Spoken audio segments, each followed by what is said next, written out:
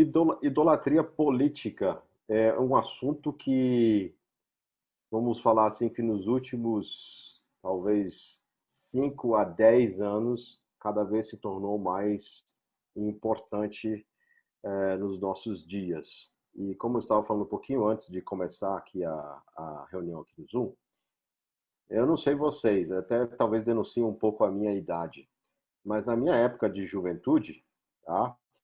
É difícil você ver jovens discutindo questões políticas como hoje, né? Já era difícil isso.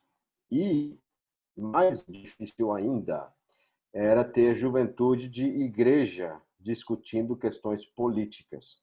Isso por alguns problemas, vamos falar assim, de talvez entendimento teológico até sobre qual é o papel do crente na sociedade ou sobre qual é o papel da política. Então, é muito interessante, isso é um fenômeno, tá, gente? É um fenômeno moderno que estamos vivendo, onde jovens discutem sobre política e onde crentes cristãos, né, jovens também estão interessados nisso. Isso é mais ou menos como um movimento pendular, tá? O pêndulo do relógio, ele vai às vezes para um lado, você tem uma ênfase num determinado assunto, ele fica esquecido, depois ele volta de novo. Então a gente já teve outras fases onde isso acontecia, né? Mas ultimamente na nossa sociedade aí, esse era um assunto esquecido, né? Não era muito discutido. Então é muito importante a gente falar sobre isso e já vou começar a abrir esse assunto, abrindo também a minha, um pouco da minha experiência, embora a experiência nunca sirva como parâmetro de nada, né, a não ser como ilustração. Ah, eu já tive também muito interesse em política, e gostava muito de ler assuntos sobre controvérsias políticas, antes de existir Facebook, antes de existir essas coisas. Eu lembro que acho que em 2005, 2004, eu comecei a me interessar bastante por esses assuntos e comecei a comprar livros e esse era um assunto que me motivava bastante, mas ainda não era uma coisa que as pessoas ficavam discutindo, era um assunto considerado até um pouco nerd, assim, poucas pessoas discutiam isso. O único que discutia esse assunto comigo, olha só, era o Lucas Gualda. Conhece o Lucas Gualda? Em 2005, a gente aí na providência da história se encontrou na internet, depois a gente se conheceu aqui em Brasília, e aí a gente discutia alguns assuntos sobre isso. E eu já cometi alguns erros nessa área da política, especialmente na questão da abordagem, como é que a gente lida com esses assuntos. Então aqui, quem está falando é um pecador, tá? Um pecador que tem defeitos, que já teve um pouco de experiência com com essa tentação, joia? E a partir daí, então, a gente começa a conversar. Ah, e talvez seja interessante eu falar também uma outra questão. Antes, antes mesmo que o nosso atual presidente fosse eleito, o atual presidente, né, o Jair Bolsonaro, uma vez eu escrevi um artigo, escrito, o título era assim, Quando Jair Bolsonaro está errado. Tá? E depois vou explicar por que que eu achei interessante falar sobre esse tópico, porque eu acho que hoje o que acontece, e talvez por isso que vocês chamaram para ser falado aqui, existe uma polarização muito grande de alguém que é a favor de Bolsonaro, contra Bolsonaro, se é direita, se é esquerda. Eu acho que essas são as coisas que são faladas. Em inglês tem uma expressão, não sei bem como é que se fala em inglês, mas eu sei que existe, é que existe um elefante na sala. Qual é essa expressão em inglês, Pedro? There is an elephant in the room? Uma coisa assim?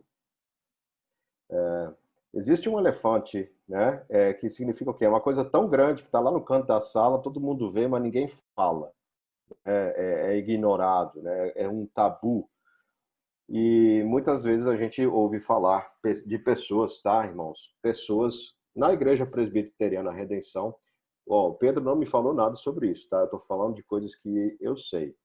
Pessoas na Igreja Presbiteriana Redenção que têm posicionamentos políticos divergentes de outros irmãos da igreja e que às vezes se magoam, ficam chateados e a gente não sabe exatamente o que está acontecendo, se a forma de abordar esse assunto é uma forma sábia ou se a pessoa não tem maturidade para ouvir um posicionamento diferente, tem várias questões. Então, isso é uma coisa muito próxima de nós, tá, irmãos? Não é uma coisa só que está na internet, está dentro da nossa igreja. E a gente precisa deixar isso muito claro, que esse assunto tem uma relevância para o nosso contexto de irmãos em Cristo, de juventude, o MP, está chegando o ano eleitoral, então esses assuntos ficam mais efervescentes, né? Então isso é importante a gente prestar muita atenção como a gente lida com essas questões. Tem mais uma coisa que eu queria falar.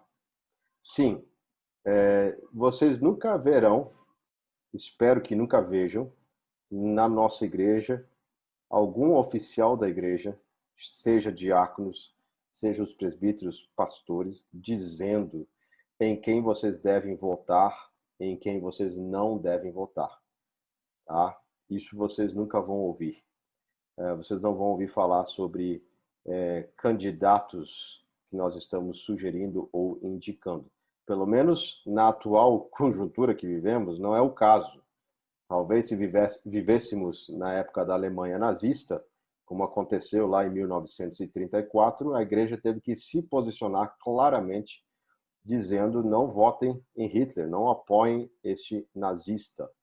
Eu acredito que ainda a gente não chegou nesse ponto que a igreja vai ter de se posicionar com uma declaração oficial, que na época foi criada a Confissão de Barmen, 1934, onde há um claro posicionamento de várias igrejas evangélicas, luteranas, calvinistas e várias outras que se posicionaram oficialmente contra o governo do então nazismo que existia lá. Então, existiu uma posição e eu acredito que a igreja pode tomar, sim, numa necessidade extrema como esse caso. Mas, fora esses casos, não, nós nunca vamos direcionar os membros da igreja a algum tipo de candidato. Isso é muito importante deixar claro aqui, tá certo? Alguém quer fazer alguma pergunta, algum comentário sobre isso?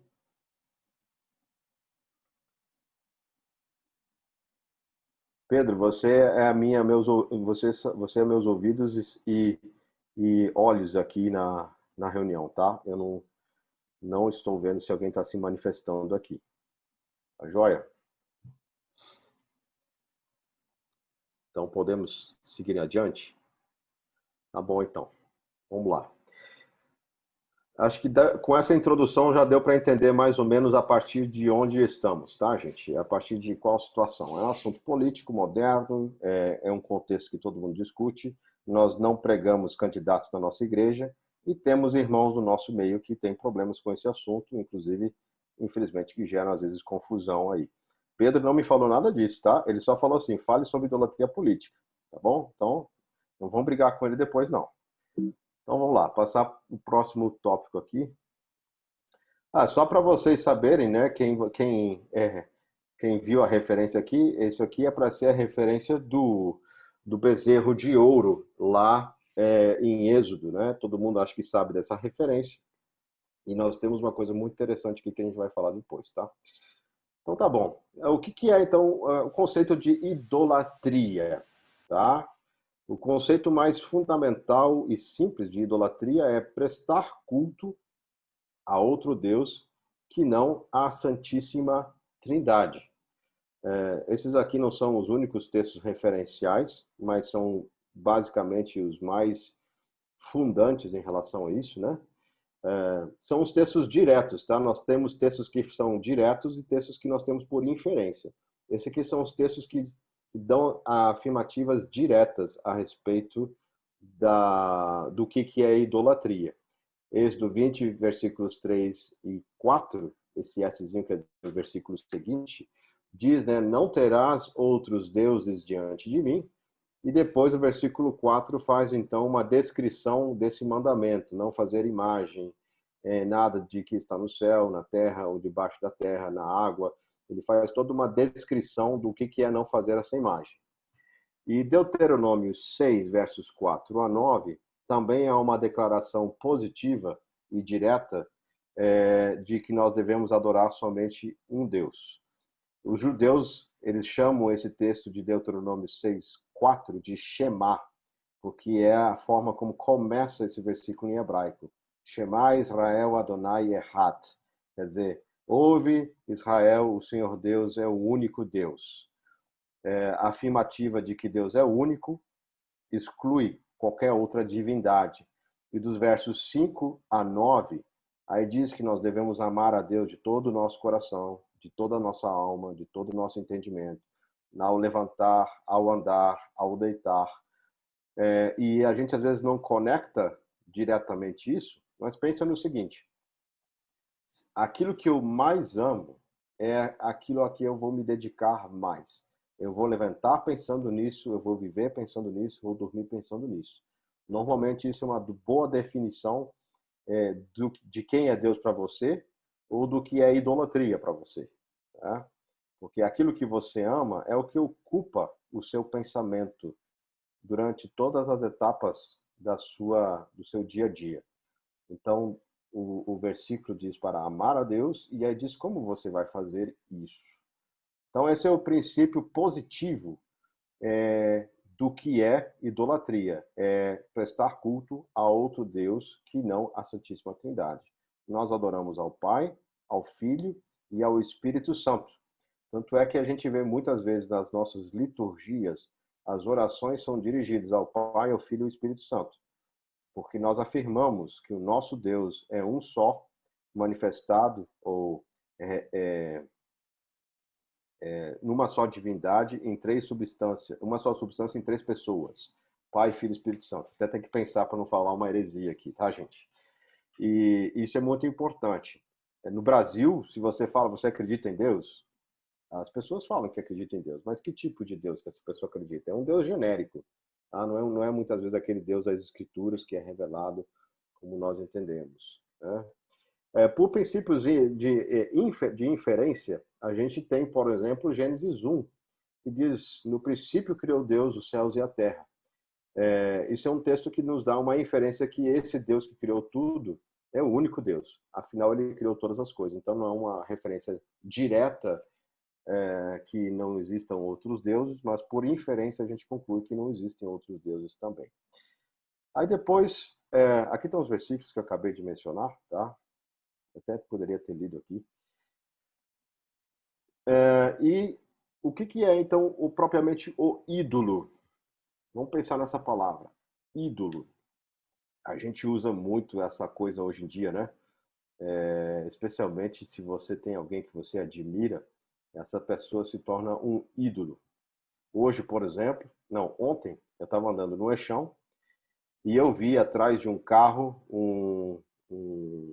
um adesivo grande, estava escrito assim, The Beatles, né?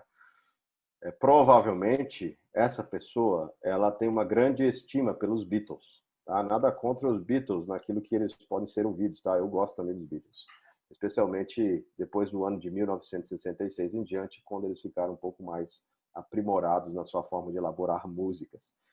Mas até então, a gente não tem problema nenhum com os Beatles, tá, gente? Vejam só, a pessoa que coloca um adesivo enorme no carro, atrás do carro, para todo mundo ver, ela quer que todo mundo veja que ela gosta dos Beatles, então ela coloca isso, isso sai do coração dela, ela tem um espaço que transborda a existência dela. Ou, por exemplo, quando você está parado no trânsito e de repente para alguém do seu lado com um carro com um som altíssimo, normalmente uma música funk, certo? O que aquela pessoa está querendo fazer?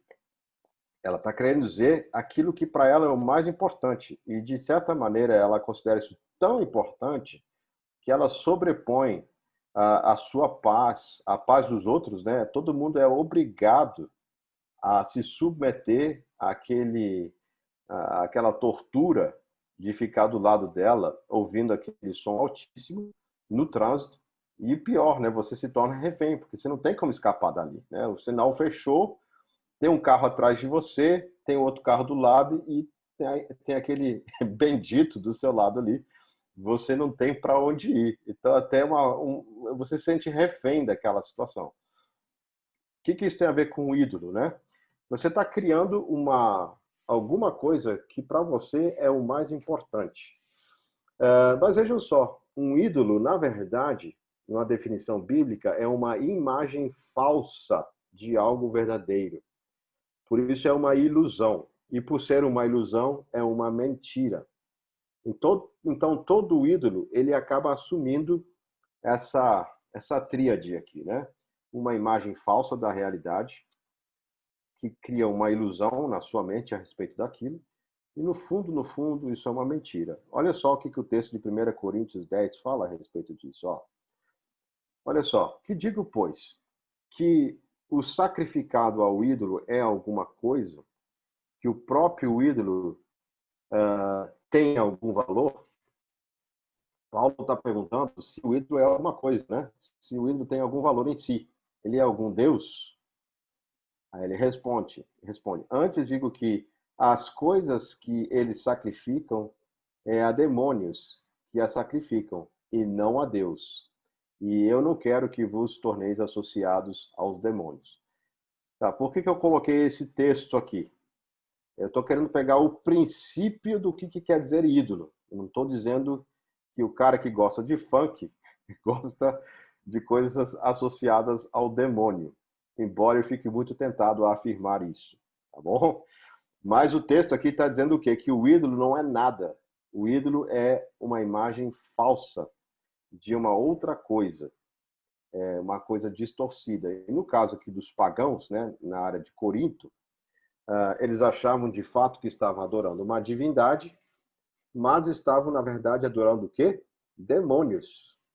Então, aí nós temos uma dupla mentira, né? Primeiro, porque o ídolo se coloca no lugar de um Deus, ou seja, tira a própria soberania do nosso Deus bíblico como o único Deus.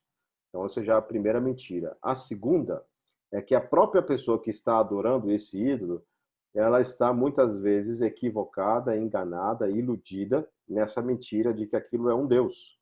Na verdade, é um outro ser espiritual, não Deus, um demônio, né?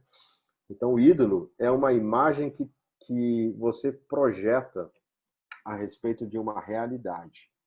E aqui a gente vai construindo, isso vai servindo para a gente construir um pouco esse conceito do que quer dizer idolatria política. O que é, se não você começar a construir uma imagem do que é a política, e a gente pode expandir um pouco mais esse conceito para o que seria uma sociedade, o que seria o ideal para uma nação, o que seria um ideal para um mundo melhor, né? Tudo isso tem a ver com uma imagem que eu crio a respeito de uma realidade que pode ser falsa, que pode ser uma ilusão e que no final das contas ela é mentira. Nós vamos descobrir por que ela é mentira. Vejam, Satanás, ele tentou fazer exatamente isso. Ele tentou criar uma ilusão para Adão e Eva de que aquilo que Deus afirmou não é verdade e que existe, na verdade, uma outra realidade, um outro mundo possível, né? Já ouviram essa frase que um outro mundo possível pode existir? Por trás dessas políticas normalmente que têm a ideia de criar um novo mundo, muito cuidado, porque elas provavelmente estão iludidas por alguns princípios aí. Ok, gente? Pedro, eu não sei se eu continuo a minha exposição monotonicamente aqui, ou se as pessoas podem fazer perguntas, conversar. O que você acha, Pedro? Nas últimas palestras a gente tem deixado para o final, né, os comentários, as perguntas, mas é a sua escolha, Ok. sua preferência. Tá certo, então. É, Alguém gostaria, então, de fazer um comentário, uma pergunta em relação a isso daqui, a esse conceito aqui que nós estamos falando?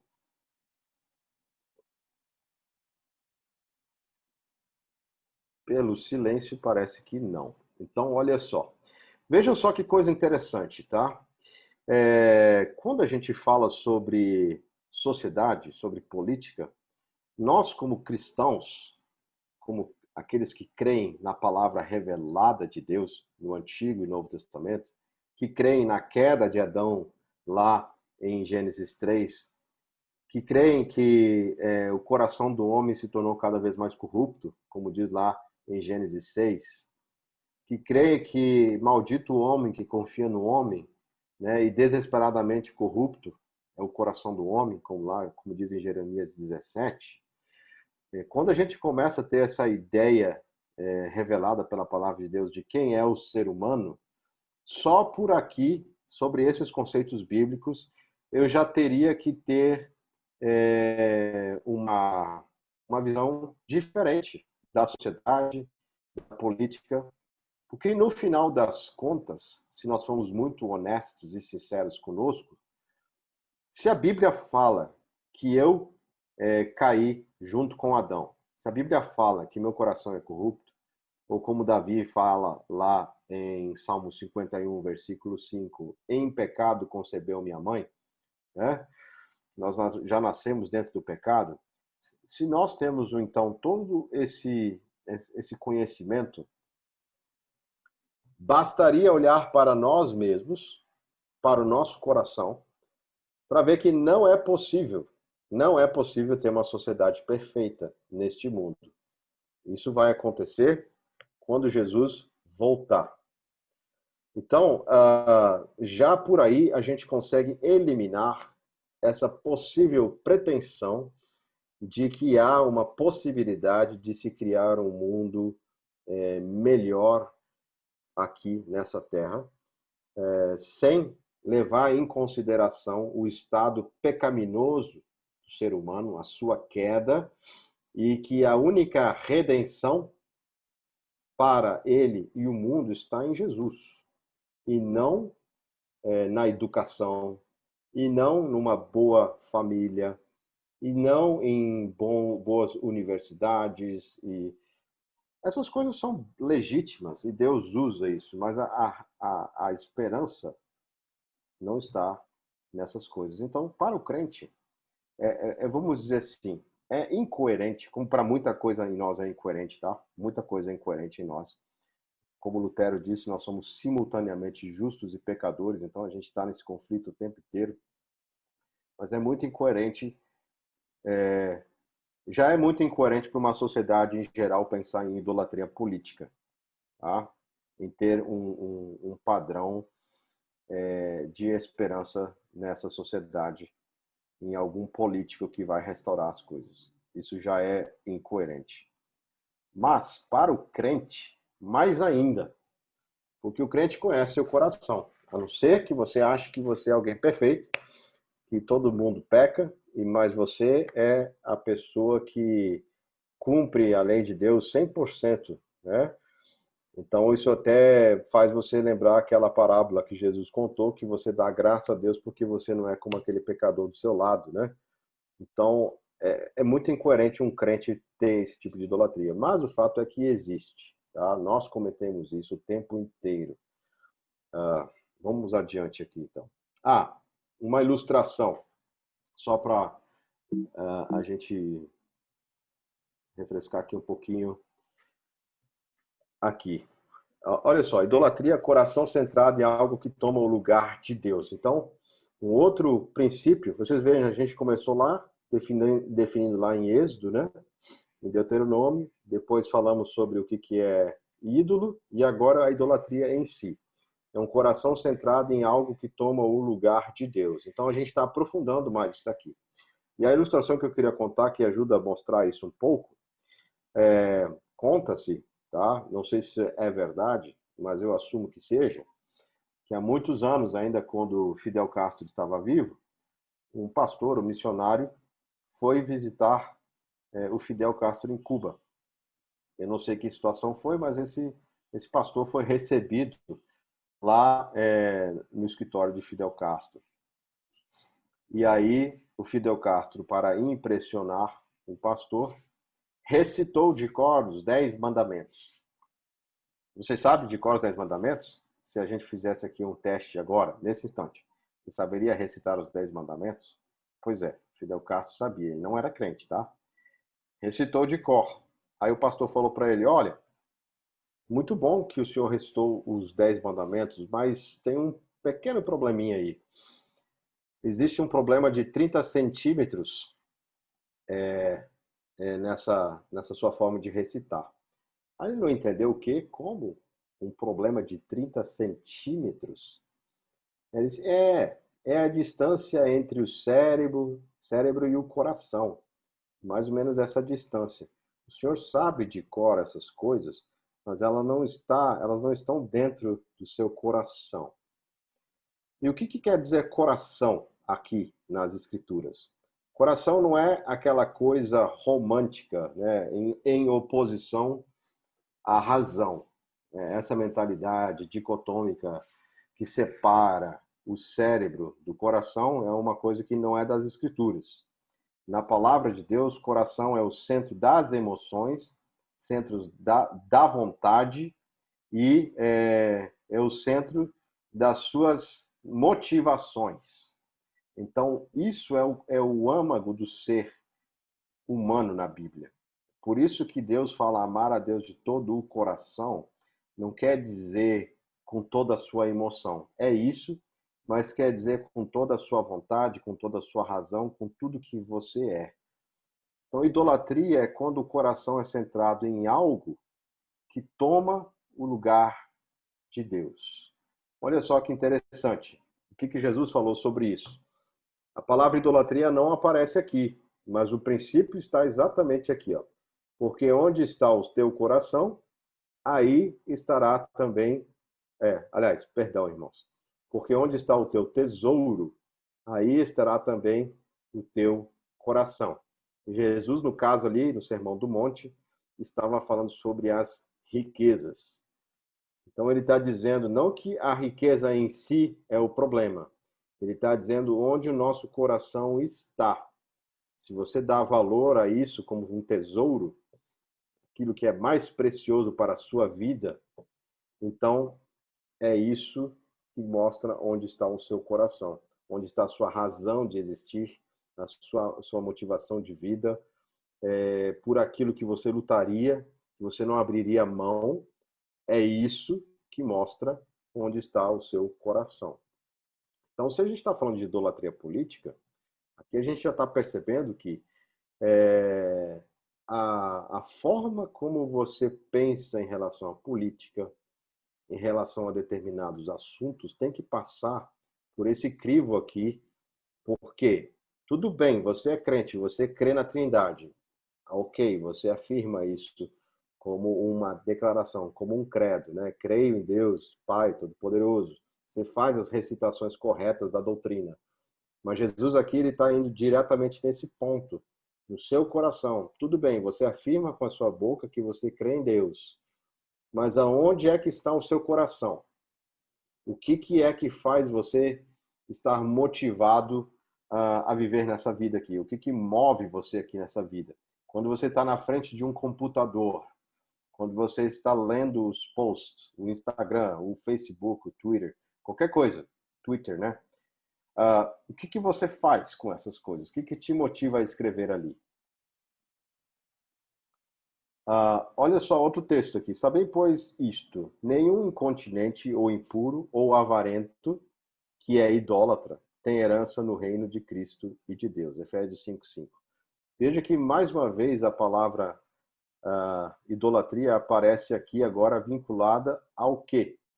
Ao coração, à avareza, que tem a ver com o texto anterior que Jesus está falando aqui. Então, o amor ao dinheiro é chamado de idolatria. Mas lembre-se, Jesus não está falando exaustivamente sobre todos os assuntos desta vida. Ele pegou um dos assuntos, que é o dinheiro, e dizendo que isso pode tomar conta do seu coração. E se você coloca isso no seu coração como motivação de vida, então isso é idolatria. E aqui esse texto de Efésios 5 diz que a avareza é idolatria. Um outro texto semelhante, que está em Colossenses, diz o seguinte, ó, fazei, pois, morrer a vossa natureza terrena. Qual é essa natureza terrena? 2 pontos, né? Prostituição, impureza, paixão lasciva, desejo maligno e avareza, que é a idolatria. Olha que interessante. A idolatria, então, não é só adorar um outro Deus, se prostrar diante de um ídolo, uma estátua, ou fazer algum tipo de culto a uma divindade que não seja o Deus trinitário, mas também é colocar essas coisas como motivação da sua existência. E é muito interessante, né, que nas escrituras a gente percebe, não só nesses textos, mas em outros, que em geral a cobiça pelo dinheiro e a perversão sexual, elas aparecem juntas, porque elas vêm da mesma raiz, aquele desejo de ter mais, a cobiça tanto pelo dinheiro como pelo outro, né, como o texto fala, né, pela mulher do próximo, ou pelo homem do próximo, se for da próxima, se for o caso, ele surge da mesma fonte. Então, essa é a definição bíblica que a gente vê que idolatria não é somente adoração a um outro Deus, mas é um coração que se dobra e se inclina perante perante outras coisas que não são o próprio Deus. Ok? Só por aqui a gente já teria muito o que falar. Então, olha só, quem é o nosso Deus diante de tudo isso que a gente está falando? Olha só que interessantíssimo esse texto aqui, de Atos 4, 24 a 29. Deus é soberano sobre todas as esferas. Criação, verdade, governos e história. Isso precisa ficar muito claro para nós, tá? E eu compartilho isso daqui, esse pequeno esboço aqui disso, baseado em algo que conversei recentemente com o nosso futuro pastor auxiliar, reverendo Marcos Quaresma. E a gente estava falando sobre esse texto aqui numa aula que ele deu recentemente, e achei muito interessante. Eu só adicionei um outro elemento aqui, que não estava lá, que é essa questão da verdade. Veja só, então, como é que começa esse texto aqui, esse versículo, né? Pedro, né, e João tinham sido presos, então a igreja junta se reúne para orar. Olha como começa a oração deles. Tu, soberano Senhor. Veja, nós vamos ver que Deus é soberano em todas essas esferas aqui. Essas esferas que esse versículo aqui, de uma maneira brilhante, coloca, né? Ele é soberano sobre o quê? Sobre a criação. Ó. Fizeste céu, terra e mar e tudo que neles há. Deus é soberano sobre a verdade. É Ele que define o que é verdade. É Ele que diz o que é a verdade.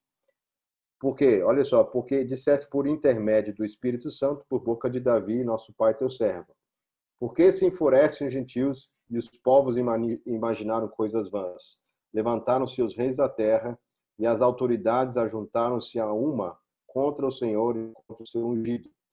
Olha só, aqui nós temos uma citação, praticamente ipsis literis, letra por letra, palavra por palavra, do Salmo 2.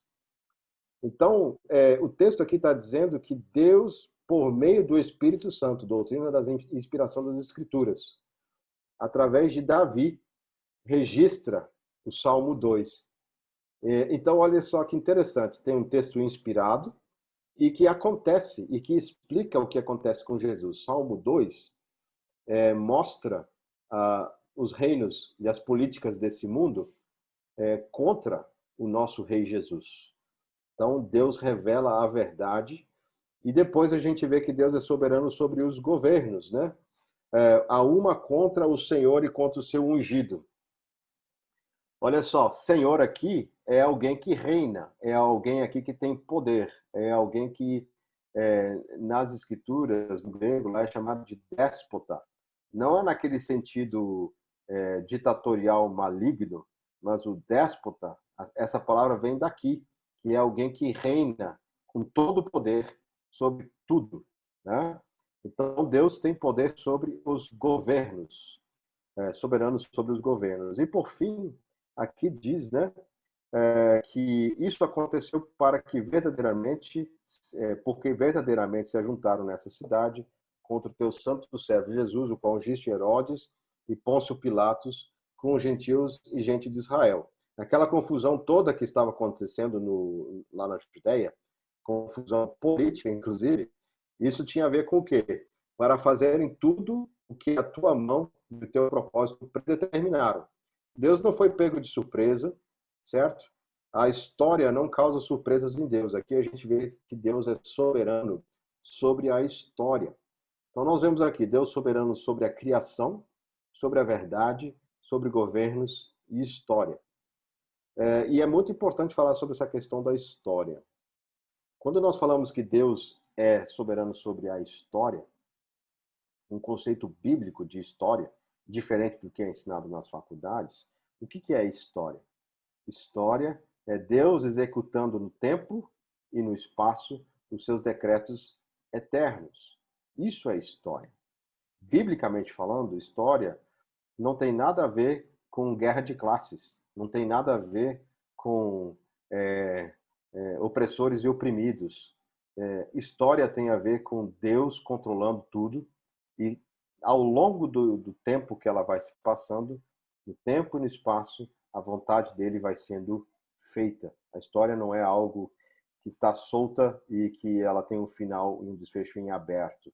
Não, Deus é soberano sobre a história também. Então, só nesse texto aqui a gente percebe que Deus ele é soberano sobre todas as esferas da existência, certo? Outra coisa importante aqui. Então, se Deus é soberano sobre todas as esferas da existência, Deus criou e definiu as esferas de governos em que o homem deve agir como vice-regente divino. Então, muito importante essas duas palavrinhas que eu sublinhei aqui, que estão destacadas. Ele não só criou essas esferas, mas definiu como elas devem ser. Coloquei alguns textos bíblicos aqui, são apenas exemplares, tá? Deus criou o ser humano, por exemplo, e define quem é o ser humano.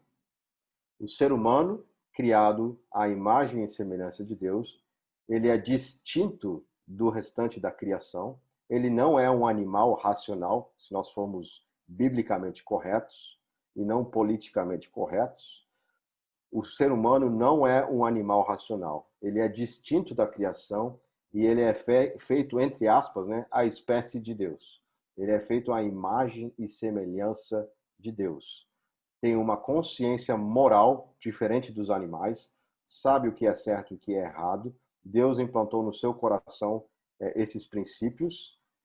Mesmo pessoas que nunca tiveram contato com outras culturas, índios, aborígenes isolados, eles têm dentro de si ainda assim, embora ainda de maneira às vezes inuviada, né, não muito clara, eles sabem o que é certo e o que é errado.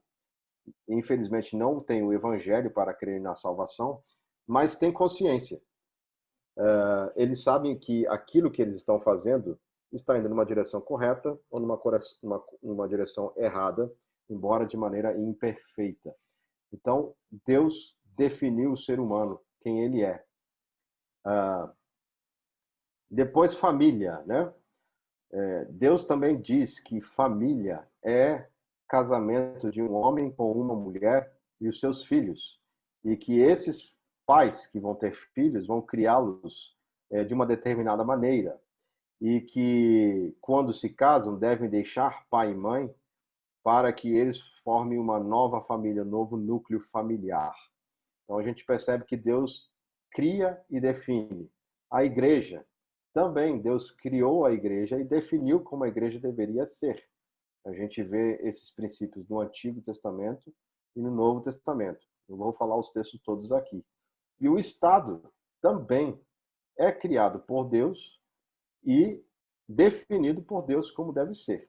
É muito interessante que muitos de nós, como crentes, nos primeiros 3 itens aqui, a gente vai confortavelmente concordando. Ok, Deus definiu, criou e definiu quem é o homem e a mulher, né? Deus criou e definiu o que é família. Deus criou e definiu o que é igreja. Mas Estado, Deus criou e definiu o que é Estado. Será que não foi Rousseau lá com o contrato social? Será que não foi o John Locke lá com a divisão dos 3 poderes? Cada um vai dar uma tentativa de responder isso. Mas, biblicamente falando, nós temos essas esferas todas definidas, delineadas por Deus. Não vou entrar nos textos bíblicos aqui, gente, que a gente teria que fazer um outro estudo só sobre essas áreas aqui de soberania, essas esferas de governos aqui. Mas, por exemplo, a gente vê em Gênesis 9:6, onde Deus institui a pena de morte, que é uma função estatal. A gente vê em Romanos 13 o que o Estado deve fazer. Então, nós temos definições do que Deus ordenou ao Estado. Então, a Bíblia define isso. Então, olha só, conclusão dessa primeira partezinha aqui. Por isso, seria melhor dizermos no plural, né, governos, em lugar de o governo, se referindo apenas ao Estado. Olha só, a nossa linguagem muitas vezes é viciada por um conceito que às vezes nós nem percebemos, né? A gente fala, o governo, não sei o quê. Gente, o governo é apenas uma esfera de governo. É a esfera do governo civil. Para ficar mais claro, tá? Depois a gente vai ver um quadro onde a gente ilustra isso melhor, mais para frente aqui, um gráfico. Mas pense no seguinte, você tem o Estado aqui e você tem a família. Se a gente entende essas esferas de governos, né, ou esferas de governo, você tem o governo familiar e o governo estatal em pé de igualdade. O governo do Estado, o governo civil, ele não está acima do governo familiar. O governo familiar, ele é tão governo tanto quanto o governo civil. E esse é um princípio importantíssimo para a gente entender as delimitações de cada esfera. Por isso, mais uma vez, quando nós falamos de governo, deveríamos falar no plural, governos. Outra coisa importante, todo poder é delegado por Deus. Romanos 13 nos dá uma pista disso. Lá fala que Deus delegou esse poder aos magistrados, né? No caso ali, aos poderes instituídos. Mas não é só ao Estado, tá, irmãos? A mesma coisa acontece, por exemplo, em uma família. Um pai só tem autoridade no lar porque Deus lhe deu essa delegação, esse poder. A igreja só tem a sua liderança instituída porque Deus delegou esses poderes aos oficiais da igreja. Então, todo esse poder é delegado. Isso já significa que não existe um poder independente e soberano de Deus. Isso é muito importante. E por fim, olha só, podemos incorrer em idolatrar qualquer uma dessas áreas, invertendo as bênçãos da família, do domínio e culto. Quando Deus institui essas esferas lá em Gênesis 1 e 2, ele institui a família, o domínio sobre a criação e o culto a ele. Isso está tudo lá numa semente, está numa sementinha tudo isso lá. E quando a gente tira isso do lugar e tira Deus do centro disso tudo, o que vai acontecer? Nós vamos ter essas bênçãos de Deus transformadas em perversões. Então a família acaba se tornando uma perversão e eu vou idolatrar então o sexo. O domínio que deveria ser usado para o bem, né, eu vou acabar substituindo por dinheiro. E o culto a Deus eu acabo substituindo por poder próprio, um egocentrismo, né, onde tudo tem a ver comigo ou com o meu bem-estar. Quando eu estou invertendo e tirando do lugar essas esferas que devem ficar sob a soberania de Deus. Alguém gostaria de comentar aqui, fazer uma pergunta sobre isso, gente? Pedro, me ajuda aí. Não tivemos nenhuma pergunta no chat. Tá tudo ok. Tá. E em relação ao tempo, estamos bem? Como estamos? Estamos bem, estamos bem. Tá. Vamos lá. Vou passar adiante aqui. Então, aqui alguns modelos de governos, tá? Isso aqui é tirado de um artigo, depois virou livro do pastor Franklin Ferreira. Ele coloca o seguinte, alguns modelos de governo. Então, dependendo do espectro político que a pessoa tem, em geral, isso aqui de uma maneira resumida, tá? A mentalidade de esquerda,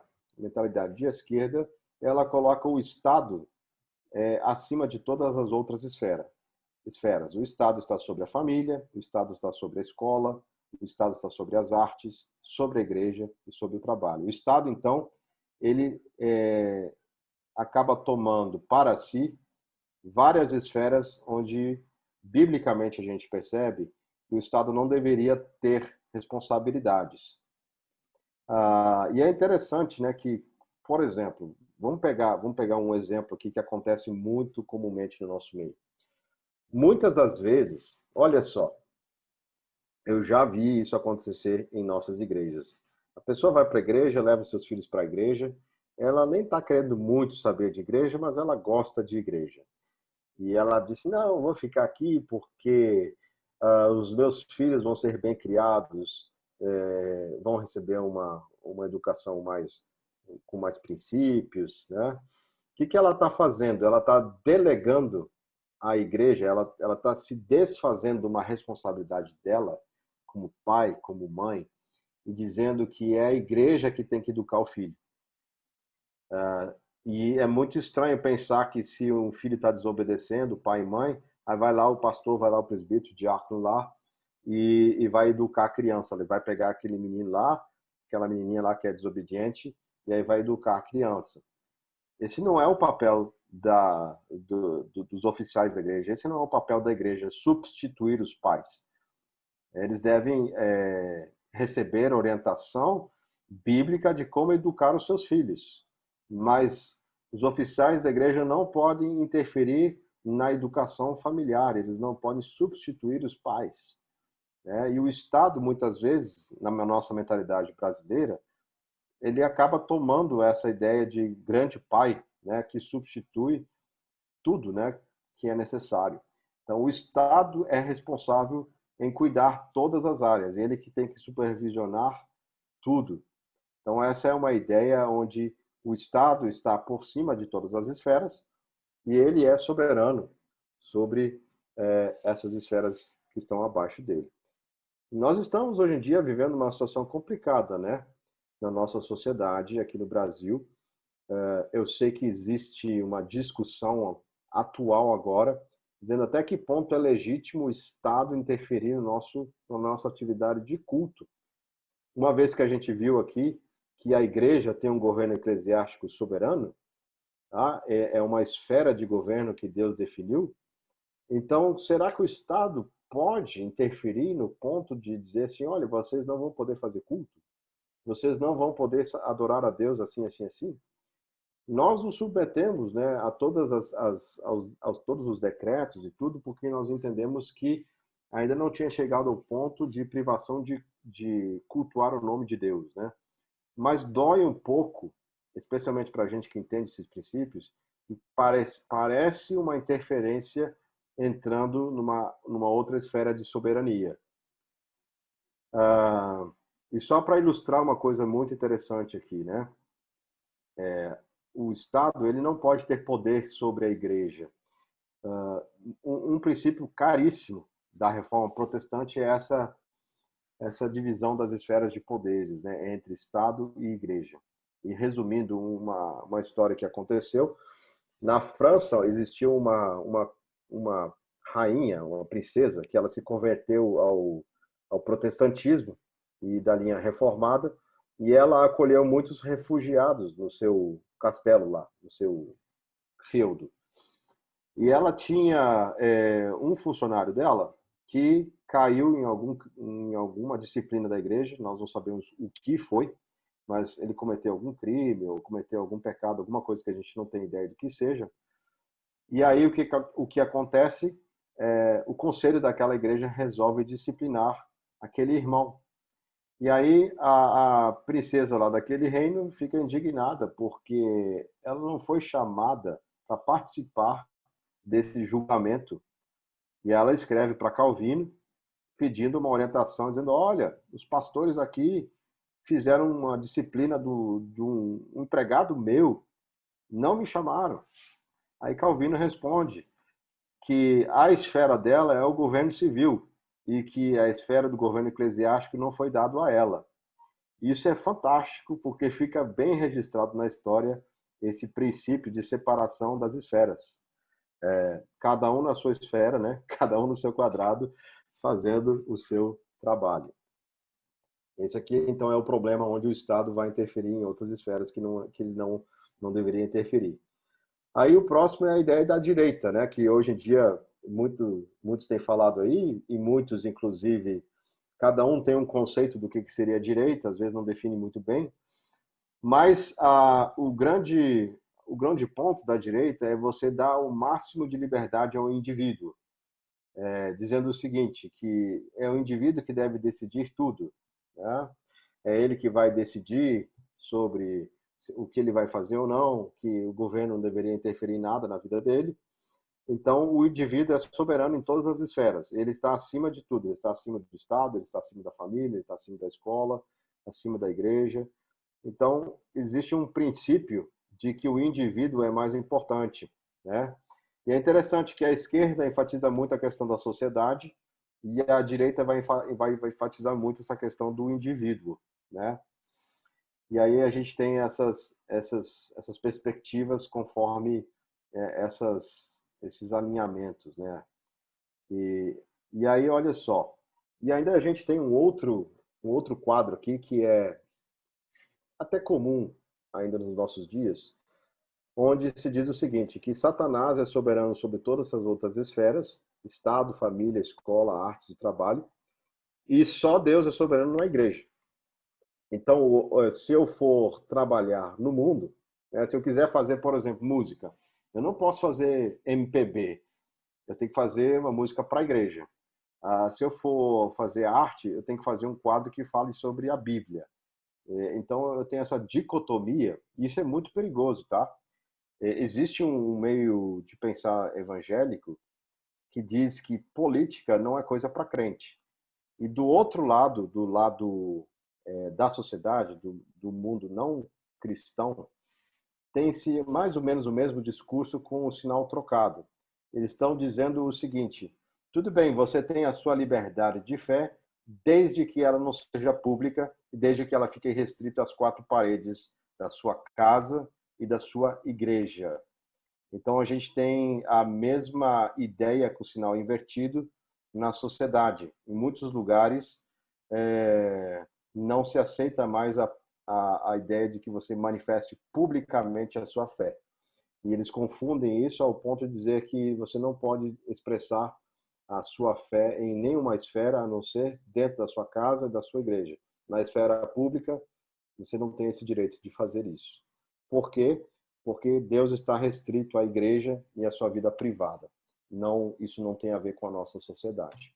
Então, esse é o sinal invertido do que muitos evangélicos afirmam também, que Deus só tem a ver com a igreja e que não tem a ver com a nossa vida social, ok? E aí vem a cosmovisão reformada que acredito que é a nossa posição correta. Deus está em cima de todas as esferas, ele é soberano sobre todas elas. Estado, família, escola, artes, igreja e trabalho se submetem a Deus. Então, se eu for falar sobre qualquer uma dessas esferas, eu tenho que ter uma ideia tel-referente. Se eu vou falar sobre família, sobre Estado, tem que ser uma ideia tel-referente. Então, olha só, cosmovisão reformada não se centraliza no indivíduo nem na instituição, mas na soberania de Deus sobre as esferas da criação, nas quais diferentes instituições estão debaixo do reinado de Deus.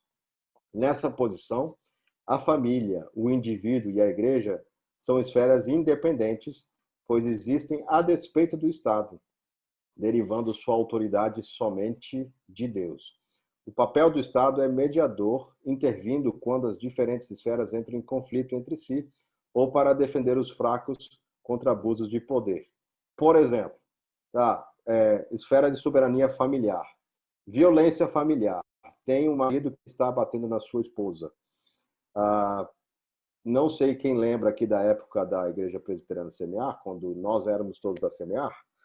Lembro uma vez reverendo Emílio, pregando em Marcos 13 sobre o divórcio, e aí ele entrou numa aplicação sobre violência familiar, e ele disse o seguinte: olha, se alguma mulher aqui nessa igreja está sofrendo violência em casa, fale para o conselho da igreja, nós vamos pegar o seu marido e vamos levá-lo para a delegacia.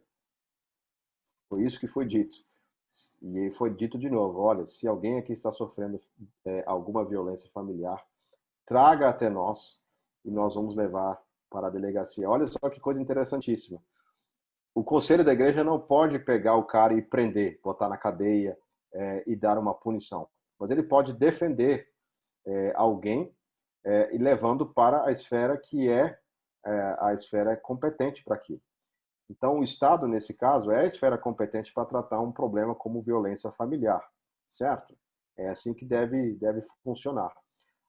Já aconteceu, por exemplo, de um pastor presbiteriano entrar com um processo contra a própria igreja, numa questão que nem vou entrar aqui no caso, tá?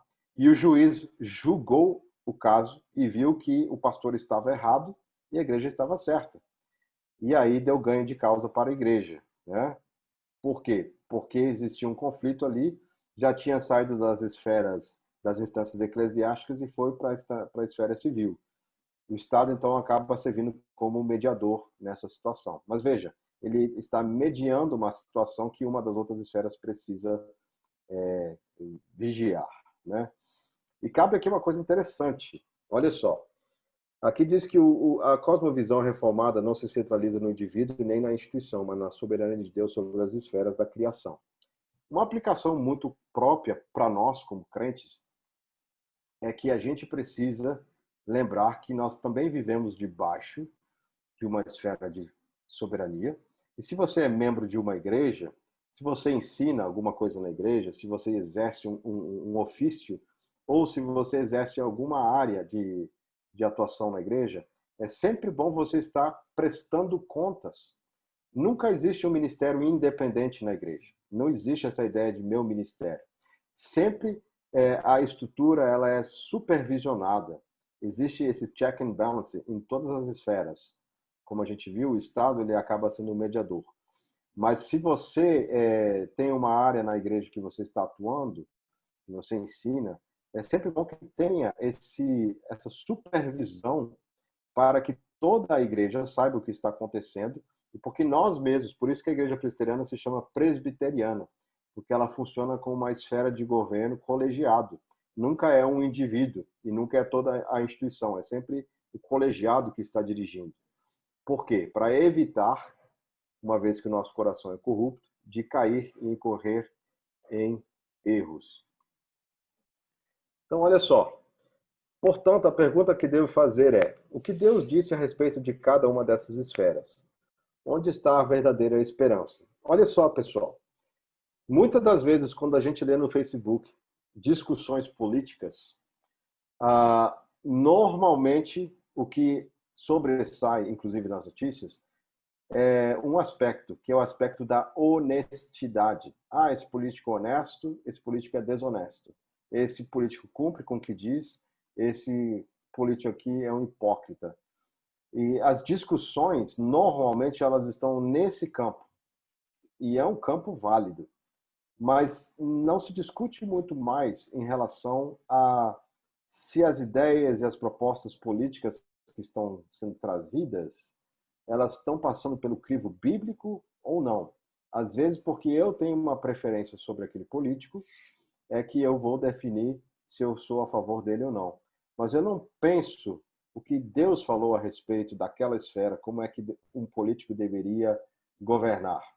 Eu não vou para a Bíblia, eu vou para leituras de notícias, eu vou para o que os meus amigos defendem, mas eu não vou para as Escrituras ver o que Deus fala a respeito de como eu devo extrair princípios dali para a administração pública, por exemplo. A segunda questão é, onde está a verdadeira esperança? Quando a gente vê muitas vezes pessoas discutindo política como se a esperança toda delas estivesse na própria política. Se a esperança delas está nos governantes, nós estamos perdidos. Salmo 146, que a gente canta na nossa igreja, fala assim: não confieis em principados, né? Que a gente não deve confiar nos nossos governantes. Não está neles a nossa esperança. Olha que interessante o texto de 1 Samuel 8, quando o povo de Israel resolve colocar confiança nos políticos. Olha só o que esse texto diz aqui, ó. Então, os anciãos todos de Israel se congregaram e vieram a Samuel, a Ramá, e lhe disseram: vê, já estás velho, e teus filhos não andam pelos teus caminhos. Constitui-nos, pois, agora um rei sobre nós. Até então não existia rei em Israel. Tá? Era uma república de estados livres. Eram 12 tribos, funcionavam mais ou menos como os Estados Unidos. Cada um tinha suas próprias formas de organização, né? Debaixo de uma Constituição Geral que era o Pentateuco. Constitui um rei sobre nós para que nos governe, como o tem todas as nações. Olha só, o que eles estavam fazendo? Israel era a única nação, olha que interessante, que no meio dos povos do Oriente, ali era o único que não tinha um rei. Os outros povos todos tinham. O Egito tinha, os filisteus tinham, os babilônicos tinham, né, os assírios, os fenícios, todos aqueles povos do Oriente, ao seu redor, tinham reis. Então eles estavam se sentindo menos porque não tinham um rei. Eles queriam ter, então, um rei. Ou seja, eles estavam se comparando com outros, em vez de se comparar com aquilo que a própria palavra de Deus diz para se fazer, que é procurar na palavra de Deus uma comparação e não com outros ao nosso redor. E aí ele continua dizendo aqui o texto, né? Porém, esta palavra não agradou a Samuel quando disseram: dá-nos um rei para que nos governe. Então Samuel orou ao Senhor. Disse o Senhor a Samuel: atende a voz do povo em tudo quanto te disse, pois não te rejeitou a ti, mas a mim, para eu não reinar sobre ele. Olha que interessante isso. Eles estavam colocando uma expectativa no Estado para governar sobre eles. Eles queriam essa estrutura, porque Deus acaba dizendo que eles não estão querendo confiar nele, mas sim nessa estrutura de governo. E aí ele continua dizendo: segundo todas as obras que fez, desde o dia em que tirei do Egito até hoje, pois a mim me deixou e a outros deuses serviu, assim também o faz a ti. Agora, pois, atende a sua voz, porém adverte-o solenemente e explica-lhe qual será o direito do rei que houver de reinar sobre ele. Então, o texto depois vai dizer o que vai acontecer, quais são as consequências de se ter um rei. Uma delas é aumentar os impostos, e a ideia aqui do rei é um Estado nessa organização. Mas o princípio que está aqui é o seguinte: quando a gente começa a tirar a nossa esperança de Deus, né, o foco em Deus, para uma estrutura política, então nós estamos fazendo isso daqui que está em 1 Samuel 8. Olha só, Deus diz assim: o povo me rejeitou para eu não reinar sobre ele. No final das contas, idolatria política é Deus mesmo dizendo: olha, você está me tirando do centro das esferas de soberania e idolatrando um sistema político, seja qual for, para que eu não reine, né? Você deposita a sua esperança em cima dessas estruturas. E Deus mesmo, então, aqui deixa registrado a sua desaprovação a a essa ideia de que um Estado em si mesmo seja suficiente para substituí-lo, né? Esse é o grande problema. Seja, seja do viés da esquerda, onde você coloca a sua esperança no Estado, ou seja num viés de direita, até libertário quase, onde você coloca a sua esperança no indivíduo. E Deus fala, não estão nessas coisas a nossa esperança. Então, alguns princípios escriturísticos para a gente lidar com isso. É importante compreender os papéis de cada esfera para não criar expectativas e interferências indevidas. Ou seja, eu preciso saber o que se espera de cada esfera. Eu não posso esperar que a igreja faça determinadas coisas que não é o chamado dela. Por exemplo, qual é a missão da igreja? A missão da igreja é pregar o evangelho, edificar os crentes e ministrar os sacramentos. A igreja, a instituição igreja, não foi chamada, por exemplo, para cuidar dos pobres. A igreja não foi chamada para fazer ação social. Ela pode fazer isso através dos seus membros. Nós, como crentes, eu posso reunir com vocês aqui, todo mundo que está aqui no Zoom, e gente, vamos fazer uma ação social? Vamos ajudar as pessoas em tal lugar? Nós, como irmãos em Cristo, podemos fazer isso. Mas isso, a igreja não tem essa missão. Nós, como crentes, podemos fazer. Nós devemos tomar conta dos viúvos e dos órfãos, que fazem parte do povo de Deus.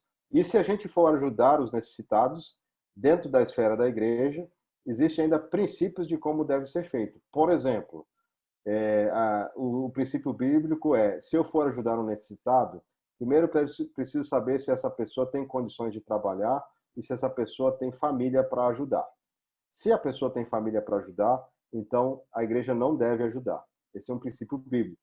Segundo ponto, é uma pessoa que trabalha, é esforçada, ela tem um princípio de temor a Deus na sua vida, é uma pessoa que é esforçada.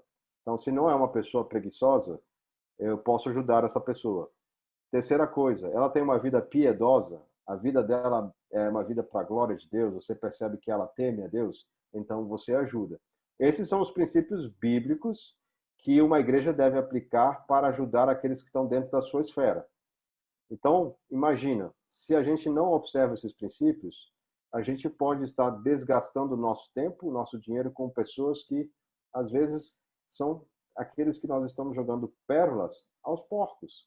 Sendo que tem muitos irmãos dentro da Igreja Presbiteriana da Redenção que precisam de ajuda. Então, primeiro, eu vou ajudar os da minha família, os domésticos da fé. Depois eu aplico esses princípios para fora. Mas, mais uma vez, se eu coloco uma expectativa de que a igreja tem que cumprir essa missão, então eu não entendi qual é o papel da igreja. O papel da igreja não é esse. Tá? Então eu posso criar expectativas erradas, interferências indevidas. Mas nós, como crentes, podemos sim. Daqui a pouco a gente vai ver isso. É importante compreender o uso da palavra de Deus para avaliar as posições políticas e não utilizar preferências pessoais. Então, como é que eu avalio uma posição política de alguém? É só porque ela defende um determinado candidato? Ou eu vou olhar biblicamente quais são esses princípios? Pode ser que eu não goste da pessoa, mas ela tem bons princípios bíblicos. Se eu tenho preferências pessoais, isso não deveria estar acima dessa análise que usa critérios bíblicos. Terceiro, e esse aqui é um conceito de sabedoria. É importante encontrar os princípios fixos para lidar com condescendências. O que quer dizer isso? Eu preciso saber pela palavra de Deus quais são aqueles princípios que eu não abro mão. Esses são os princípios que são fundamentais como valores da palavra de Deus e que não devem jamais ser negociados. Para que, por causa disso, uma vez que eu estabeleço isso, eu posso ter um princípio de gradação. Eu posso, bom, nisso aqui eu não abro mão. Nesse daqui, não é um princípio que está nesse nível, então eu posso ser condescendente com alguém que tem uma visão diferente com a minha. Se eu nivelo tudo nesses mesmos princípios, se eu não tenho essa gradação de princípios escriturísticos que são inegociáveis, eu não vou conseguir fazer esse balanço para ter uma condescendência com aquele que é divergente de mim em outras opiniões políticas. E eu preciso ter isso claro na minha vida. E veja, isso se aplica em todas as áreas. Por exemplo, na área familiar. Se você é casado, ou se você vai casar, você tem que usar esse mesmo princípio. Veja só, você às vezes fica chateado porque a sua esposa, o seu marido, pisou na bola em alguma área. Mas às vezes não é porque ele pecou, é porque ele não atendeu uma preferência sua. E aí você coloca a sua preferência no mesmo padrão das escrituras. E você está nivelando o que você gosta com a lei de Deus. E aí acaba entrando num conflito familiar porque você não faz essa diferença. Por exemplo, sei lá, a pessoa deixou cair suco na mesa, ok? Não é agradável cair suco na mesa, mas você vai às vezes ficar tão revoltado com a pessoa e chateada, é como se ela tivesse quebrado uma palavra de Deus, tivesse quebrado uma lei divina. E a gente precisa saber que derramar suco sobre a mesa não é como, por exemplo, quebrar o oitavo mandamento, que é furtar, né? Existe uma diferença muito grande. Então, se eu não encontro esses princípios fixos, que são inegociáveis, eu vou ter dificuldade de lidar com outros que têm preferências diferentes do que a minha. Se eu for um pai com filhos, eu preciso saber quando eu devo executar uma disciplina neles e quando eu devo agir de uma outra forma, porque eu não posso equivaler uma disciplina baseada numa quebra de mandamento bíblico com uma quebra de uma preferência paterna. Eu preciso fazer essa diferença, senão eu estou sendo injusto, porque Deus ordenou que eu tivesse que educar os meus filhos no temor do Senhor e não no temor das minhas preferências pessoais. Então Deus precisa me dar sabedoria em trabalhar com esses princípios. Conclusão: rogar pelo avanço do reino de Deus. Todo crente ele tem que pedir que o reino de Deus venha para que ele possa nesse mundo exercer, eu estou falando ele, o crente, né? Possa exercer cada vez com mais liberdade o culto a Deus e o serviço que ele deve fazer nessa terra aqui. Segunda coisa, interceder pelas autoridades e honrar as autoridades. Olha só, irmãos, se você não gosta do Lula, se você não gostava da Dilma, ou você não gosta do Bolsonaro, isso não dá direito para o crente faltar com respeito às autoridades e deixar de orar por elas. Eu vi muitos crentes já falando mal de Lula, de Dilma, fazendo piada com eles, e já vi gente fazendo piada com Bolsonaro. Nós, como crentes, aprendemos que nós devemos honrar as nossas autoridades. Isso é um princípio derivado do quinto mandamento e de outros princípios nas Escrituras. Então, nós devemos orar a Deus por essas pessoas, mesmo que a gente discorde politicamente delas, mesmo que elas sejam de esquerda e você de direita, ou você de direita ou de esquerda, ou que você seja de qualquer outra matiz política, isso para o crente jamais deveria legitimar a falta de respeito e honra às autoridades. E muitos de nós acabamos incorrendo nisso rapidamente, nessa quebra de mandamento, desse cuidado de interceder pelas autoridades, quando nós nos sentamos na frente dos nossos computadores, ou quando nós estamos numa roda de amigos, numa determinada discussão, e a gente profere determinados tipos de palavras e piadas que são desonrosas aos nossos governantes. O princípio é o seguinte: assim como você honra seu pai e a sua mãe, e é desonroso você ficar falando do seu pai e da sua mãe e ridicularizando eles, mesmo que você discorde do seu pai, você discorde da sua mãe, você tenha sérias divergências com eles, é seu papel como crente respeitá-los como autoridade. Isso não quer dizer que você tem que concordar com eles, mas você tem que orar pelo seu pai, você tem que orar pela sua mãe e interceder por eles. Da mesma forma, pelos seus governantes. Crente que fala mal dos seus governantes, que fica falando mal de A ou B na internet com falta de respeito, não entendeu o que é um crente debaixo da esfera de soberania de Deus e que Deus ordena que nós oremos, intercedamos pelos nossos líderes. Certo? Terceiro, exercer a sua vocação. Muitos de nós temos aptidão para a política. Isso não é errado. Se você gosta de política, se você gosta de lidar com assuntos políticos, se torne alguém que conheça bem essa área. Colossenses 3 e 4 fala que a gente tem que aproveitar as oportunidades, que eu devo exercer bem o meu papel na minha casa, na minha esfera de trabalho. É muito interessante esse texto, porque diz que eu tenho que exercer bem tudo isso, porque eu sei que Cristo é o Senhor sobre todos. Então, exerça bem a sua vocação. Seja uma pessoa que consiga usar aquilo que Deus te deu no seu trabalho, usar isso para abençoar outros, e não somente usar para criticar outras pessoas sem fazer nada, né?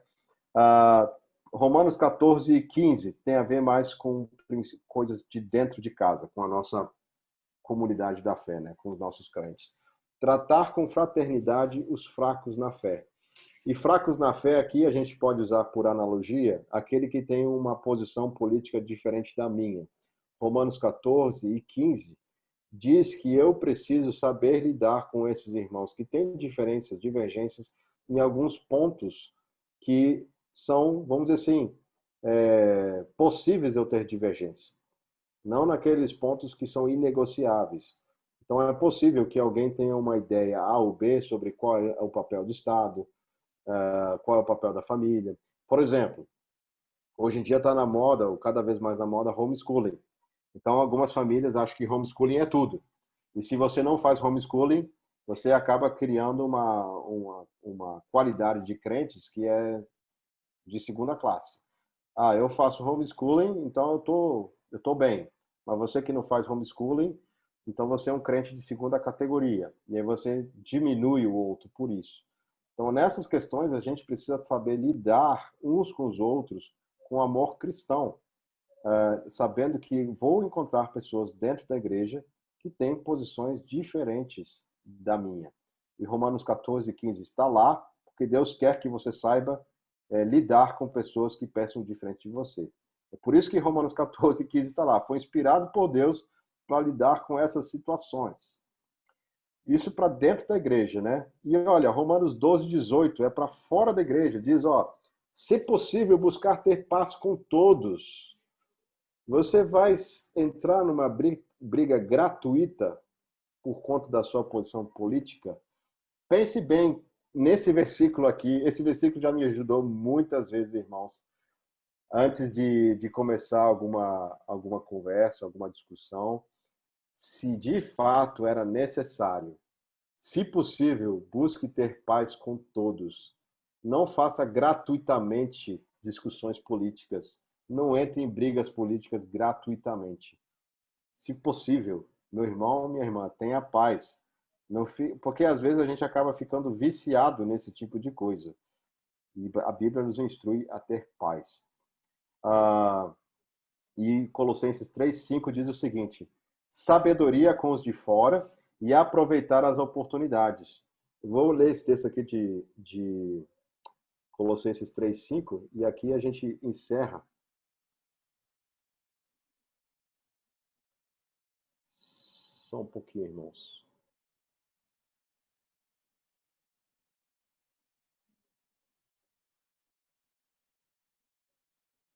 Olha só.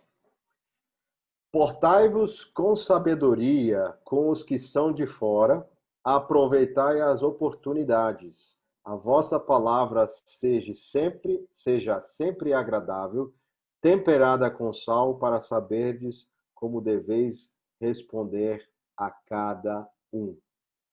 Se a gente usar somente esses dois versículos como filtro, como peneira, como forma de autoavaliação em relação ao que nós falamos na área de política, o que nós escrevemos, o que nós postamos. Pense se isso daqui está dentro desses critérios. Primeiro, é sábio isso que você está fazendo? E sabedoria é aquilo que é baseado no temor de Deus. Então, é uma sabedoria que decorre do temor a Deus. Como é que você está se portando em relação às pessoas que são de fora do povo de Deus? Que testemunho você está dando? Você é alguém que promove a, a rebelião? Alguém que gosta de contestar? Ou você se submete a autoridades e respeita autoridades?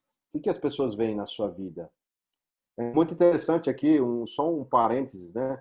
Calvino, por exemplo, quando ele fala da desobediência civil, ele não fala naquela ideia de um revolucionário que você vai sair às ruas. Ele diz, não, você só faz isso debaixo de outras pessoas que estiverem supervisionando suas ações e se você tem alguém que tem uma autoridade para estar naquela posição de criticar uma outra autoridade. Isso significa o quê? Você não é simplesmente alguém que coloca a sua opinião para fora de qualquer jeito. Se você não sabe, você vai procurar ouvir os mais sábios, ver se aquilo de fato é uma palavra que deveria ser dita. Você tem uma postura de ser uma pessoa sábia, né, que também denota uma humildade e temor a Deus. Segundo, aproveitar as oportunidades. O crente, ele é sábio na forma de agir e de aproveitar oportunidades. Por exemplo, como é que eu posso influenciar positivamente com a palavra de Deus o meio político? A gente vê coisas muito interessantes, né? Na época da reforma, o que os reformadores faziam? Eles escreviam cartas para os príncipes, para os governantes, dedicando, por exemplo, alguma obra teológica. Calvino dedicou, por exemplo, as Institutas ao rei Francisco I, com uma esperança de que ele lesse aquilo lá e entendesse que os crentes huguenotes eram crentes verdadeiros e que eles não eram hereges. Qual é a aplicação que eu posso fazer disso hoje em dia? Você conhece alguém na esfera da política? Você não quer se envolver com política, mas conhece alguém? Dê um livro, peça para essa pessoa ler, passe um sermão, alguma coisa. São formas de você aproveitar oportunidades, contatos. Ou, se você mesmo tiver interesse de entrar na política, estude isso, seja alguém que tenha sabedoria em aproveitar essas oportunidades para isso. Outra coisa, a vossa palavra seja sempre agradável, temperada com sal. E aqui novamente entra muito dessa nossa postura. Às vezes nós estamos corretos, mas a nossa forma de se dirigir ao outro não é agradável, não é temperada com sal. Eu não estou dizendo que nós temos que ser politicamente correto, como as pessoas ensinam hoje, e não falar a verdade. Mas existem formas de falar a verdade. Eu sempre gosto de usar o exemplo de Jesus, que é o maior exemplo. Quando Jesus estava conversando com pecadores, com a prostituta, com a mulher adúltera, com outras pessoas que estavam nessa esfera da sociedade, a forma de Jesus abordá-las era uma forma transversal. Ele ia se aproximando, sem deixar de falar a verdade, acolhendo essa pessoa, mostrando o erro dessa pessoa, mas ele tinha um cuidado em lidar na forma de apresentar o pecado. Ele nunca deixou de apresentar o pecado, mas a forma como ele fazia isso era uma forma de uma abordagem agradável, temperada, é, conversando com a pessoa, levando ela a ver o pecado. Diferente de quando Jesus falava, por exemplo, contra aquelas pessoas que tinham poder e autoridade e distorciam a palavra de Deus.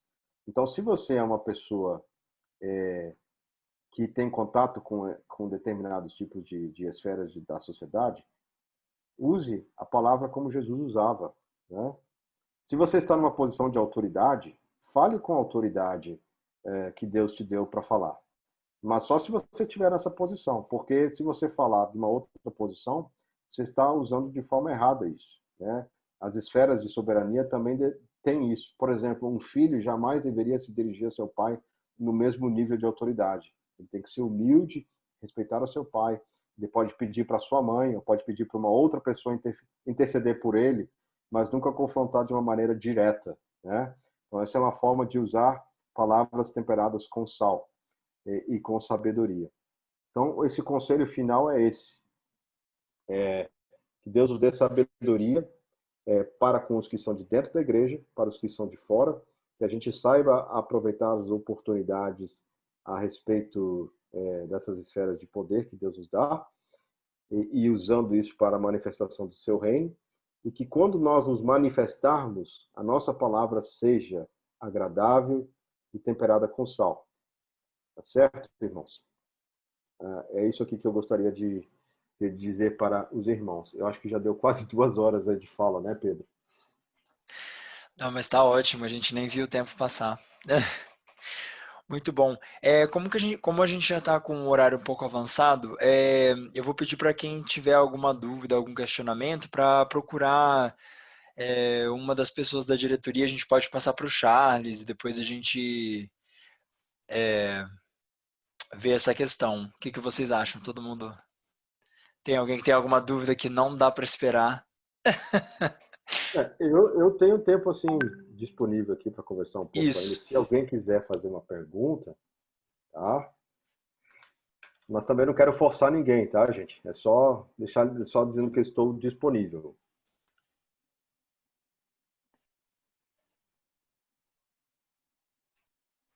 Hum, Acho Eu que a acho gente que a gente tem tempo para umas duas perguntas, se alguém tiver. Podem falar.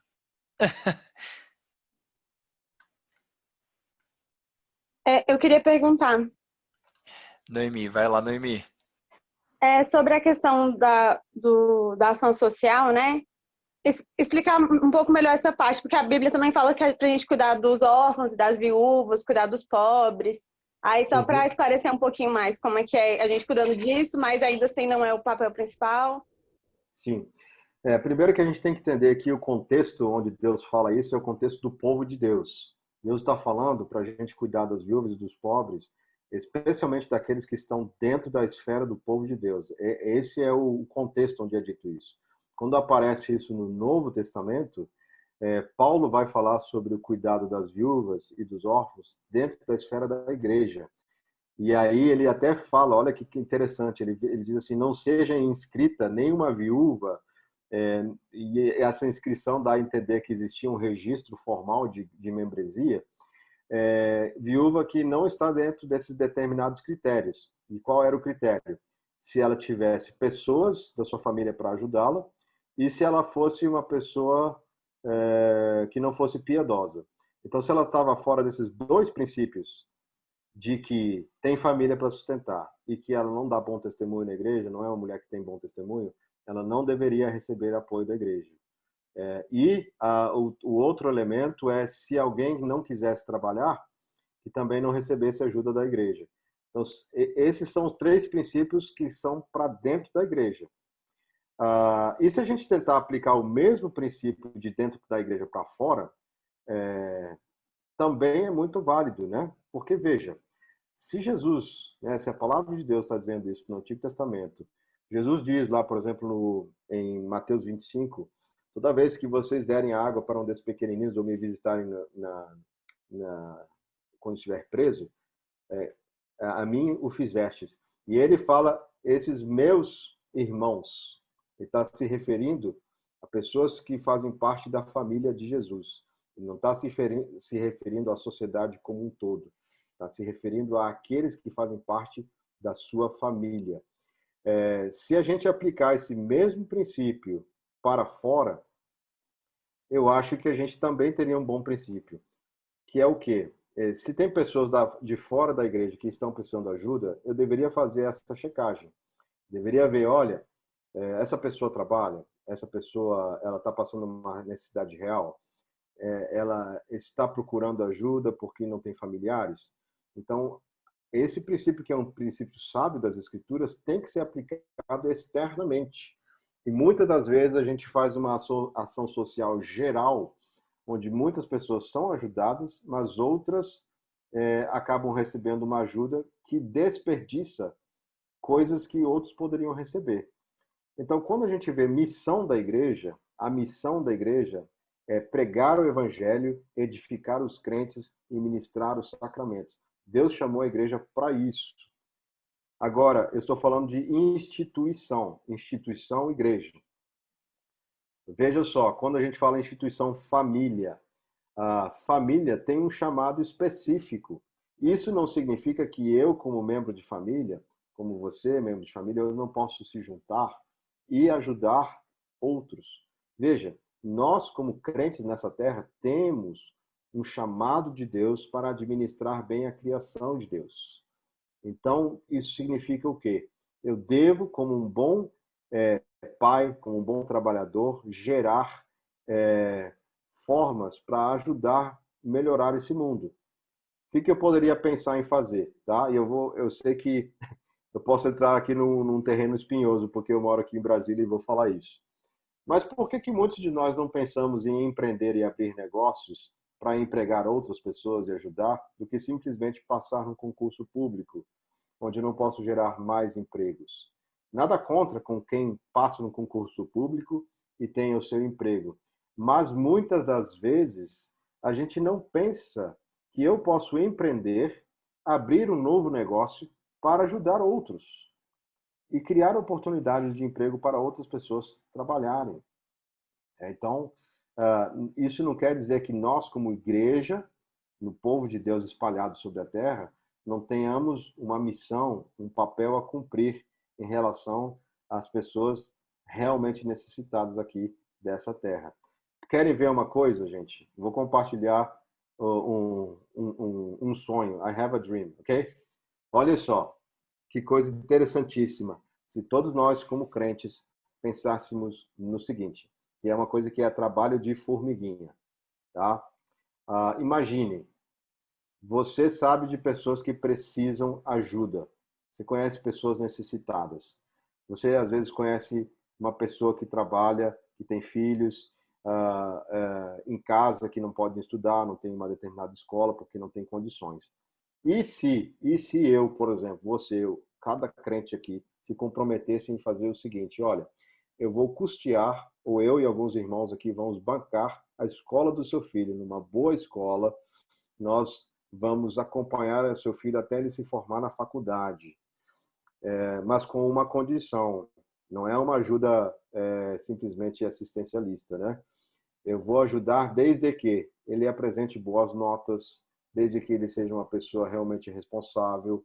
Se ele fizer isso, eu me comprometo em ajudar o seu filho. E se todos nós fizéssemos isso, eu tenho certeza, veja só, eu tenho certeza, uma perspectiva humana, tá? Que em 20, 30 anos nós veríamos o impacto disso na nossa sociedade. Mas por que isso às vezes não chama tanta atenção? Porque as pessoas que pensam muito no Estado como aquele que vai prover uma solução, elas são muito imediatistas e querem a coisa para ontem. Mas um trabalho que exige princípios bíblicos exige tempo. Então, eu preciso ajudar alguém que tenha condições de ser acompanhada. Eu acho que eu vou empregar muito melhor o meu dinheiro e vocês investindo num filho que vai estudar e que futuramente vai poder ajudar a sustentar a sua própria família. É uma corrente do bem, sabe? Uma corrente do bem. E se todos nós tivéssemos essa mentalidade, a gente, como igreja, não falando instituição, mas veja, está acontecendo agora isso aqui. Nós, Igreja Presbiteriana da Redenção, estamos dando ferramentas para os membros da Igreja Presbiteriana da Redenção para mudar a sociedade, socialmente falando, nesse aspecto, né? Então, como instituição, a Igreja Presbiteriana da Redenção não vai pegar alguém e pagar a mensalidade daquele jovem. Ele não vai, a Igreja Presbiteriana da Redenção não vai usar o seu dinheiro de ofertas para isso, mas pode estimular os membros da igreja a fazerem isso. Deve estimular os membros da igreja a fazer isso. Então, são duas coisas diferentes. São esferas diferentes. Eu não posso entrar numa esfera que a igreja não chamou, mas eu, como crente, tenho uma responsabilidade nesse mundo. Então, o que eu posso usar da palavra de Deus para isso? Eu vou olhar os princípios da palavra de Deus e vou aplicar aqui. Mas eu não posso dizer que a missão da igreja como instituição é ajudar os necessitados, exceto os necessitados da igreja. Esse sim é a responsabilidade da igreja, né? Não sei se isso ajudou a responder, Noemi. Ajudou sim, Charles. Obrigada. Tá joia.